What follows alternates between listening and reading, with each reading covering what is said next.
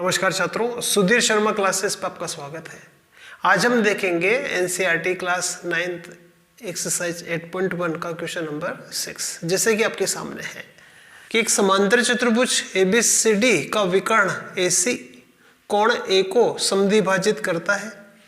प्रश्न इस प्रकार से है कि समांतर चतुर्भुज है ये ABCD और इसका जो विकर्ण है AC ये कोण A को दो भागों में विभाजित करता है। मतलब ये कोण इस लाइन की वजह से दो समान भागों में विभाजित हो गया है। ठीक है, आगे विभाजित करता है तो दर्शाइए कि यह कोण C को भी समद्विभाजित करेगा। तो आपको बताना है कि ये जो विकर्ण है AC ये इस कोण C को भी दो भागों में विभाजित करेगा। यानी हमें बताना है, सिद्ध करना है कि ये वाला कोण इस वाले कोण के बराबर है। ठीक है, यानी इसको हम कह सकते हैं कि कोण BCA और कोण DCA हमें ये बताना है कि ये दोनों कोण भी आपस में बराबर है। ठीक है बच्चों, आगे और क्या सिद्ध करना है, और ये भी दर्शाइए कि ABCD एक समचतुर्भुज है। दिया है एक समांतर चतुर्भुज ABCD जिसमें कोण DAC और कोण BAC बराबर है, ये दोनों समान कोण है और हमें सिद्ध करना है कि ये इस कोण C को भी दो भागों में विभाजित करेगा। यानी हमें सिद्ध करना है कि कोण BCA और कोण DCA बराबर होगा। तो हमें सिद्ध करना है कि कोण BCA बराबर होगा कोण DCA के। ठीक है बच्चों, तो अगर हमें ये सिद्ध करना है कि ये कोण इसके बराबर है तो हम इस त्रिभुज को इस त्रिभुज के सर्वांग सम करेंगे। ठीक है, इस त्रिभुज का नाम है ABC और ऊपर वाले त्रिभुज का नाम है ADC। त्रिभुज ABC तथा त्रिभुज ADC में ये हमें बताना है कि दोनों त्रिभुज आपस में सर्वांग सम है। इसके लिए हम इन दोनों त्रिभुजों में तीन बातें बराबर करेंगे। क्या क्या बात बराबर है? तो पहली बात, AC भुजा पे ध्यान दीजिए। ऐसी भुजा दोनों में है, ऐसी जो भुजा है वो इस त्रिभुज की भी है, त्रिभुज ABC में भी है, त्रिभुज ADC में भी है। तो ऐसी दोनों की कॉमन साइड है। तो दोनों में जो पहली बात बराबर हुई वो है AC बराबर है AC के, क्योंकि दोनों में कॉमन है। दूसरी बात, ठीक है, वैसे तो ये समांतर चतुर्भुज है, समांतर चतुर्भुज में आमने सामने की भुजाएं बराबर होती है। तो हम कह सकते हैं कि AB बराबर है DC के और BC बराबर है AD के, क्योंकि ये समांतर चतुर्भुज है। इसके अलावा और क्या हमें बराबर दे रखा है कि विकर्ण इस कोण को दो भागों में बांटता है। मतलब ये वाला कोण और ये वाला कोण बराबर है, तो इस त्रिभुज का ये कोण इस त्रिभुज के इस कोण के बराबर है। तो हम कहेंगे कि कोण BAC, दूसरी बात कोण BAC बराबर है कोण DAC के, ये हमें सवाल में दिया है। और जो थर्ड साइड हम लेंगे, तीसरी जो बात हम बराबर करेंगे वो है कि भुजा BC बराबर है भुजा AD के, है ना। इस त्रिभुज की भुजा BC इस त्रिभुज की भुजा AD के बराबर है, क्योंकि ये समांतर चतुर्भुज की भुजाएं हैं। BC AD के बराबर है क्योंकि समांतर चतुर्भुज की सम्मुख भुजाएं आपस में बराबर होती हैं। तो इस प्रकार हमने दोनों त्रिभुजों में ये तीन बातें बराबर करी, जिनमें दो भुजाएं हैं और एक उनके बीच का कोण है। तो इसलिए हम कह सकते हैं कि त्रिभुज ABC सर्वांग सम होगा त्रिभुज ADC के। कारण है SAS नियम, भुजा कोण भुजा नियम से। ठीक है, अब क्योंकि दोनों त्रिभुज सर्वांग सम है तो हम कहेंगे कि इनके संगत भाग बराबर होंगे। जैसे इस त्रिभुज की भुजा AB का संगत भाग है इस त्रिभुज की भुजा CD, इस त्रिभुज की भुजा BC का संगत है इसकी भुजा AD, इस त्रिभुज का कोण जो है BAC का संगत बराबर भाग है कोण DAC। तो इसी प्रकार इस त्रिभुज का कोण BCA बराबर होगा इस त्रिभुज के कोण DCA के। तो हम कह सकते हैं कि कोण BCA बराबर होगा कोण DCA के, क्योंकि सर्वांग सम त्रिभुजों के संगत भाग बराबर होते हैं। तो ये था बच्चों फर्स्ट। ठीक है बच्चों, अब हमें सेकंड में ये बताना है कि ABCD एक समचतुर्भुज है। इसे सिद्ध करने के लिए बच्चों हमने यहाँ पे लिखा कोण DAC बराबर है कोण BAC के, क्योंकि हमें सवाल में दे रखा है, क्योंकि हमें ये दे रखा है कि विकर्ण AC इस कोण को दो भागों में विभाजित करता है, तो ये वाला कोण इसके बराबर है। कोण BAC बराबर है कोण DAC के, ये तो हमें सवाल में दिया है, हमने लिखा। अब दूसरी बात, क्योंकि ये समांतर चतुर्भुज है और समांतर चतुर्भुज की आमने सामने की भुजाएं समांतर और बराबर होती है और ये तिर्यक रेखा है। ठीक है, तो यहाँ हम जानते हैं कि जब दो रेखाएं समांतर हो और एक उनको तिर्यक रेखा काटे तो इस तरह से जो ये कोण और ये कोण है आपस में बराबर होंगे, तो ये वाला कोण इस वाले कोण के बराबर आएगा, क्योंकि यहाँ पर है DC भुजा समांतर है AB के तथा AC तिर्यक रेखा है, AC तिर्यक रेखा है, इसीलिए कोण DCA बराबर होगा कोण BAC के, है ना। इसलिए ये वाला कोण जिसका नाम होगा DCA बराबर होगा इस कोण के जिसका नाम है BAC। ऐसे कोण जो जेड की शेप में होंगे इनको हम कहते हैं, क्यों बराबर हुआ, तो ये है एकांतर कोण। ऐसे कोणों को हम कहते हैं क्योंकि ये है एकांतर कोण, इसको हम नाम देंगे समीकरण नंबर सेकंड। ठीक है, तो इस तरह से अब हमारे पास दो समीकरण हैं। अगर हम दोनों को ध्यान से देखें, समीकरण फर्स्ट और सेकंड को, तो यहां भी कोण BAC, यहां भी कोण BAC, दायां पक्ष दोनों का बराबर है, तो इसलिए इनका बायां भाग बाएं भाग के बराबर होगा। समीकरण फर्स्ट व सेकंड से, फर्स्ट और सेकंड से कोण DAC बराबर होगा कोण DCA के। तो हमने क्या सिद्ध करा कि कोण DAC यहां पे आया कि ये वाला जो कोण DAC बराबर है कोण DCA के। तो इस प्रकार ये वाला कोण इस वाले कोण के बराबर है। तो इस त्रिभुज के अंदर, त्रिभुज का नाम है ACD, इस त्रिभुज के अंदर दो कोण बराबर है। और अगर कभी किसी त्रिभुज में दो कोण बराबर हो, ठीक है बच्चों, अगर किसी त्रिभुज में दो कोण बराबर है तो उसमें दो भुजाएं भी बराबर होती है। ठीक है, अगर जैसे ये त्रिभुज है और इसमें अगर ये दो कोण, ये दो भुजाएं बराबर है तो इसमें इनके सामने वाले कोण बराबर होंगे। तो हम जानते हैं कि अगर किसी त्रिभुज में दो कोण बराबर हो तो उसमें दो भुजाएं बराबर होगी। तो ये कोण इसके बराबर है, तो इसके सामने की भुजा यानी DC या CD, DCA कोण के सामने की भुजा मतलब AD या DA आपस में बराबर होंगे। ठीक है बच्चों, तो ये तो हमने प्राप्त किया कि CD बराबर है AD के, लेकिन CD बराबर AB के भी है। क्यों? क्योंकि CD और AB समांतर चतुर्भुज की सम्मुख भुजाएं हैं, इसलिए बराबर है। तो CD AB के भी बराबर है और AD BC के भी बराबर है। तो अगर हम इन सबको ध्यान से देखें तो यहाँ AB बराबर है CD के और CD बराबर है AD के और AD बराबर है BC के। इस प्रकार इसकी चारों भुजाएं आपस में बराबर है। तो इसीलिए हम कह सकते हैं कि यहाँ AB बराबर BC बराबर CD बराबर DA, यानी इसकी चारों भुजाएं समान है। तो इसीलिए ABCD एक, इसमें चारों भुजाएं बराबर, तो इसलिए ABCD एक समचतुर्भुज है। ठीक है बच्चों, तो ये था क्वेश्चन नंबर 6। क्वेश्चन नंबर 7 है बच्चों कि ABCD एक समचतुर्भुज है। जैसे कि आप चित्र में देख रहे हैं कि ABCD एक समचतुर्भुज है, मतलब इसकी चारों भुजाएं बराबर होगी। दर्शाइए कि इसका जो विकर्ण है AC, ये कोण A और कोण C दोनों को समद्विभाजित करता है। तो आपको ये बताना है कि अगर ये समचतुर्भुज है तो ये जो विकर्ण AC है ये इस कोण को और C को समद्विभाजित करेगा। मतलब आपको बताना है कि ये जो कोण है ये ऊपर जितना होगा उतना ही नीचे होगा। इसी तरह से कोण C को भी समद्विभाजित करेगा, मतलब ये वाला कोण हमें बताना है कि इस कोण के बराबर है।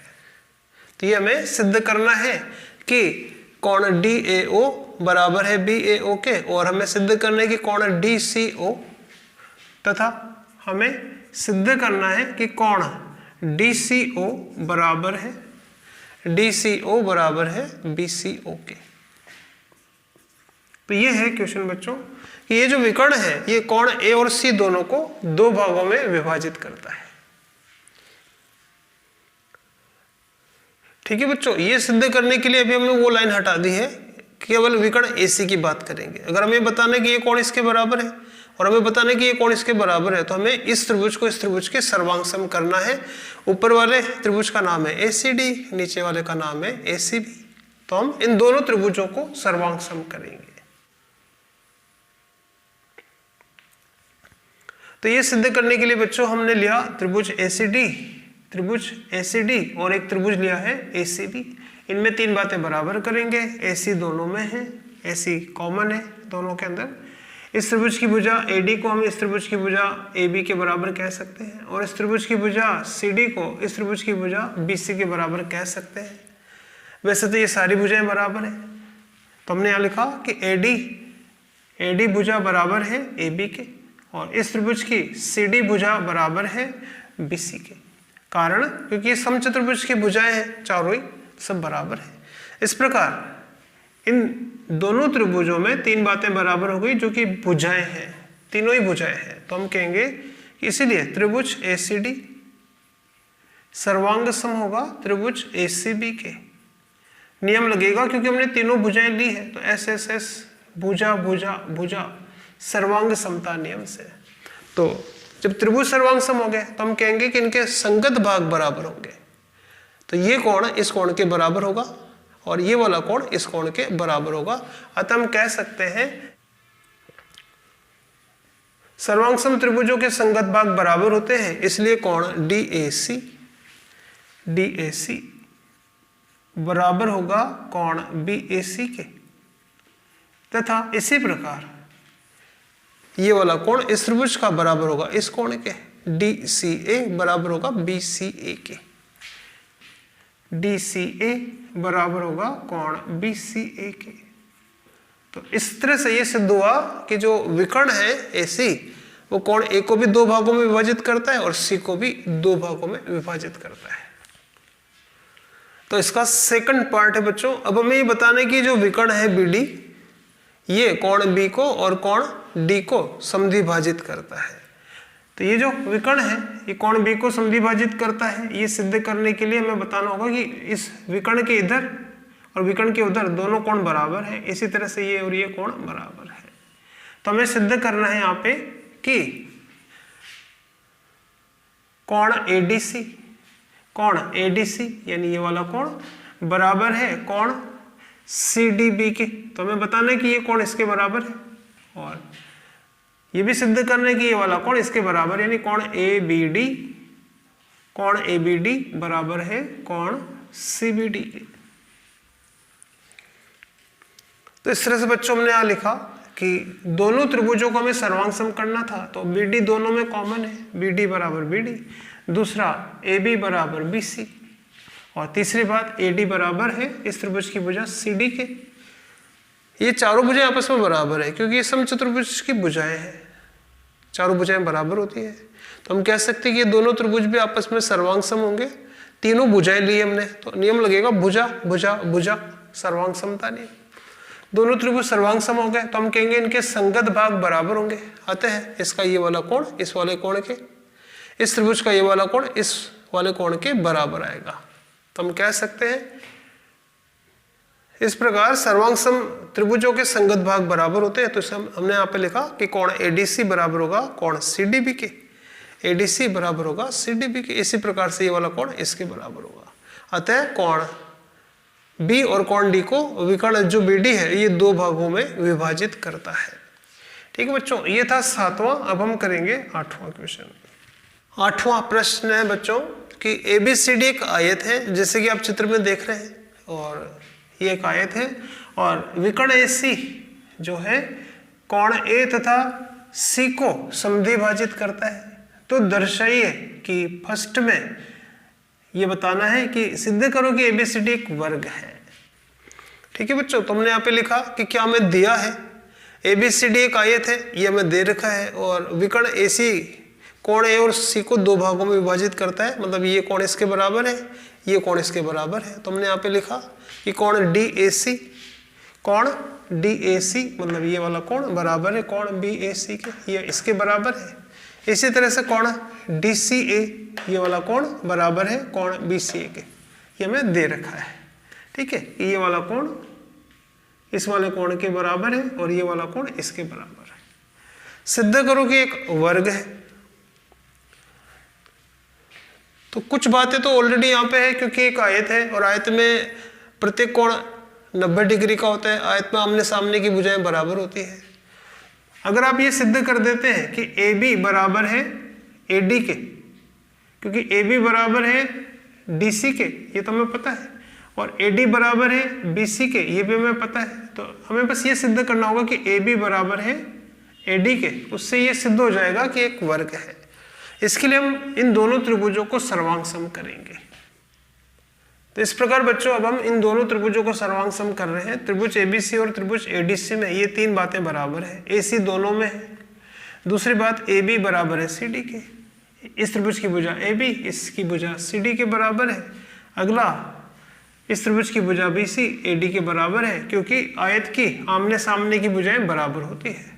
इस प्रकार इन दोनों त्रिभुजों में तीन बातें बराबर हैं, जो कि तीनों भुजाएं हैं। तो हम कहेंगे कि त्रिभुज ABC सर्वांग सम है त्रिभुज ADC के, और क्योंकि तीनों जो भुजाएं हैं इसलिए यहाँ पे सर्वांग समता का नियम लगेगा, भुजा भुजा भुजा नियम।